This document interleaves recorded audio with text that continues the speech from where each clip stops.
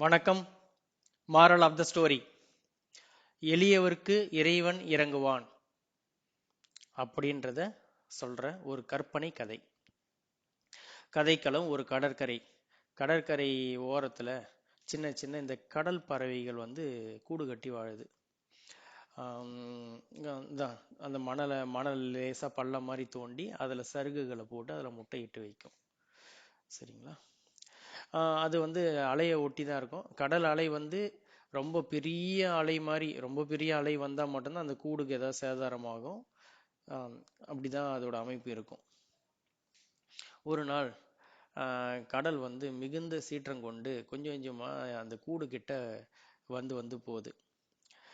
அப்போதான் அந்த அந்த ஜோடிகள், அந்த ஆண் பறவை பெண் பறவை அந்த ஜோடிகள் அப்போதான் முட்டையிட்டு வச்சிருந்தது. இந்த அலை வர்றதை பார்த்து அவங்க ரொம்ப பயப்படுறாங்க. பார்த்தா மேலும் மேலும் அந்த அலை சீற்றம் அடைஞ்சிக்கிட்டே இருக்கு. இப்போ அவங்க இந்த கொஞ்சம் தைரியத்தை வர வச்சுட்டு கடல்கிட்ட பேசுறாங்க. என்னன்னு பேசுறாங்கன்னா, ஏன்பா இது உனக்கு நியாயமா? இது மாதிரி இவ்வளவு உன்னுடைய கையை வச்சுட்டு சும்மா இருக்க மாட்டியா? எங்க கூட்டு கிட்ட வந்துட்டு போறியே, நாங்க இப்பதானே முட்டை இட்டு வச்சிருக்கிறோம் அப்படின்னு பேசுறாங்க. கடல் அரசன் கடல் அரசன் ரொம்ப இது வம்படியா, இது எல்லாமே இந்த கடற்கரை எல்லாமே என்னுடைய ப்ராப்பர்ட்டி, என்னுடைய சொத்து. இதில் நீங்கள் யார் கூடு கட்ட சொன்னது? எனக்கு தேவைன்னா என்னுடைய கையை நான் எவ்வளோ தூரம்னாலும் நீட்டுவேன், என்னுடைய அலையை நான் எவ்வளோ தூரம்னாலும் வந்துட்டு போவேன் அப்படின்னு ஒரு மாதிரி இருமாப்போடு பேசுகிறாரு. இவங்க மறுபடியும் ஒரு அலை வருது. இப்போ நான் தான் சொல்கிறேன்ல, ஏன் இப்படி எங்களை தொல்லை பண்ணுற அப்படின்னு பறவைகள் கேட்குது.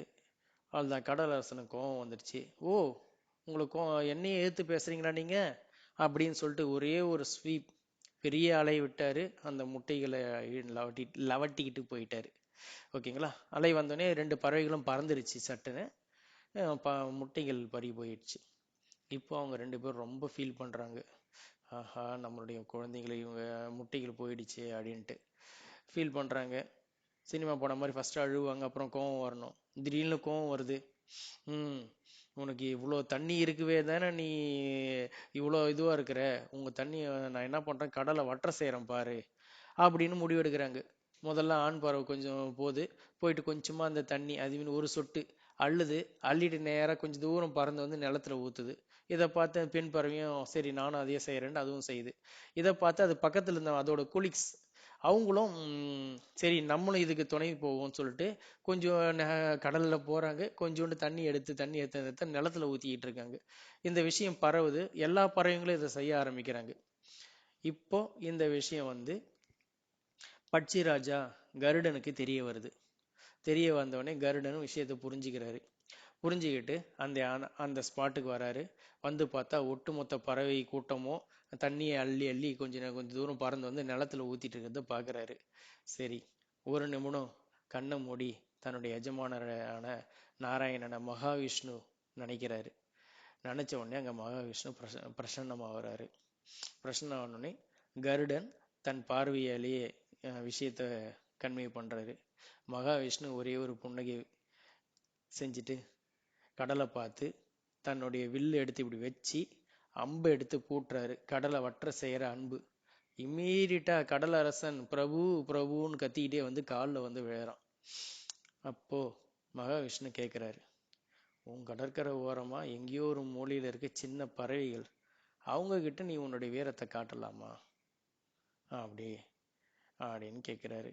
உடனே இந்த கடல் அரசன், பிரபு நான் தப்பு பண்ணிட்டேன் அப்படின்னு மன்னிச்சு கேட்கிறாரு.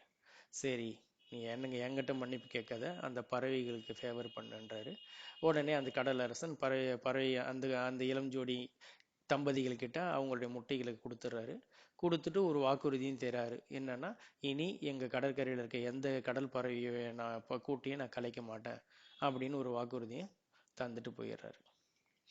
இதுல நம்ம 2 மாரல் சொல்லலாமே. ஃபர்ஸ்ட் மாரல், எளியோருக்கு இறைவன் இறங்குவான். 1.